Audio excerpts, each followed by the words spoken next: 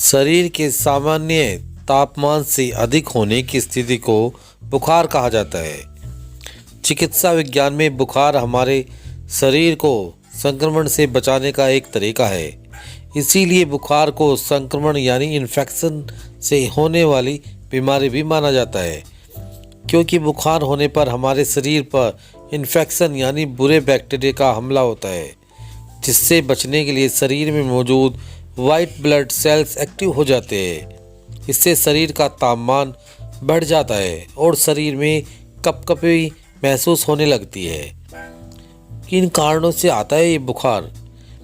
Bacteria, viral संक्रमण, influenza के कारण, दवाओं के कारण, गैर कानूनी ड्रग्स के सेवन के कारण, गर्मी के संपर्क में संबंधित बीमारी के कारण या एलर्जी के कारण, सूजन संबंधित बीमारियों के कारण, नींद का पूरा ना होना, इससे भी बुखार हो सकता है। टेंशन लेना, सर्जरी के बाद बुखार होना, यूरिन इन्फेक्शन, छाती में इन्फेक्शन, इन सभी चीज़ों से बुखार हो सकता है। तापमान में भी हो जाती है बढ़ोतरी। साधारण बुखार में शरीर का तापमान 100 से 102 डिग्री तक रहता है।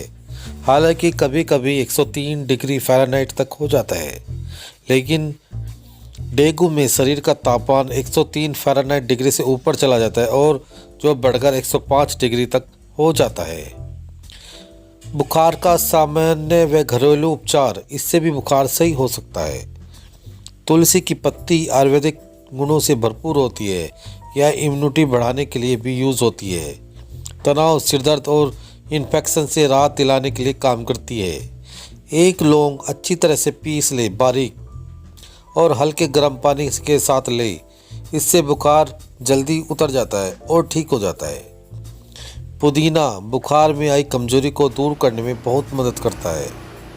मुनक्का में बुखार उतारने की अद्भुत क्षमता होती है। इससे सेवन से टाइफाइड, वायरल बुखार, सामान्य बुखार आदि में अत्यंत लाभ होता है।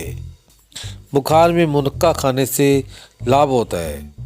इसी तरह बुखार क्यों आता है ये तो आप समझ ही गए होंगे। बुखार एक संकेत है कि शरीर संक्रमण से बच रहा है या किसी प्रकार की बीमारी से लड़ रहा है। आप जीवाणु और वायरल संक्रमण से दोनों में बुखार विकसित कर सकते हैं, जबकि बुखार के लक्षण आपको दुखी महसूस करा सकते हैं। कम बुखार आमतौर पर कोई कारण नहीं है। ज़्यादातर बुखार आमतौर पर कुछ दिन के भीतर ही भीतर खुद ब खुद ठीक